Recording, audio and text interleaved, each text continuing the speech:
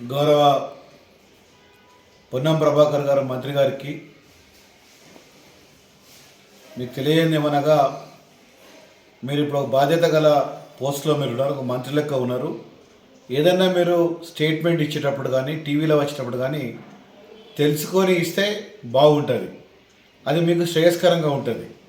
ఇవాళ నేను ఇంతకుముందు టీవీలో చూశాను, బోయనపల్లి సరిత అనే అమ్మాయి వినోద్ కుమార్ గారి అన్న కూతురు, ఆమెకు ఎటువంటి ఇంటర్వ్యూ లేకుండా ఎటువంటి పరీక్ష రాయకుండా ఏఈ పోస్ట్ ఇచ్చిందని చెప్పి మీరు మాట్లాడారు. మరి విషయం మీరు కనుక్కోలేదో తెలియదు, కానీ ఒక బాధ్యత గారి వ్యక్తి లెక్క నాకు బాధ్యత ఉన్నది మీకు చెప్పవలసిన అవసరం మాకు ఉన్నది. వినోద్ కుమార్ గారికి అన్నలు లేరు, అన్న కూతురు అనేది ఇంకా ప్రసక్తే రాదు. రెండో విషయానికి మీరు ఇంకా నేను ఎమ్మెల్యే ఎలక్షన్లో ఉన్నా అని చెప్పి ఏది మాట్లాడినా అబద్ధం మాట్లాడితే నిజమవుతుందని చెప్పి అనుకుంటున్నారు. మొన్న ప్రజలు మీరు అన్ని అబద్ధాలు మాట్లాడినా కానీ ఏదో మిమ్మల్ని మెచ్చుకొని మిమ్మల్ని గెలిపించిండ్రు.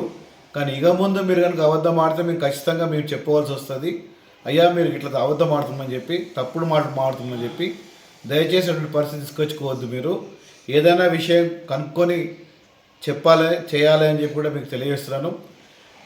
మీకేమైనా కానీ ఇప్పుడు రేపు రాబోయే ఎంపీ ఎన్నికలు మాత్రమే కనబడుతున్నాయి. ఎంపీ ఎన్నికలు కూడా ఎట్లయితే ఎమ్మెల్యే ఎన్నికల్లో కూడా అబద్ధం ఆడడం, అదేవిధంగా ఇప్పుడు కూడా మాట్లాడవచ్చు అని చెప్పి మీరు అనుకుంటున్నారు. కానీ ప్రజలు గమనిస్తున్నారు, హుస్నాబాద్ నియోజకవర్గ ప్రజలు ఖచ్చితంగా గమనిస్తున్నారు మీరు ఏం మాట్లాడుతున్నారు, ఏం చేస్తున్నారు అనేది. ఇప్పటివరకు తీసుకొచ్చిన ఫండ్స్ అన్నీ కూడా ఎస్టీ రోడ్ల ఫండ్స్ క్యాన్సిల్ చేయించారు, సిడిపి ఫండ్స్ క్యాన్సిల్ చేయించారు, డెవలప్మెంట్స్కి వచ్చిన ఫండ్స్ క్యాన్సిల్ చేయించారు.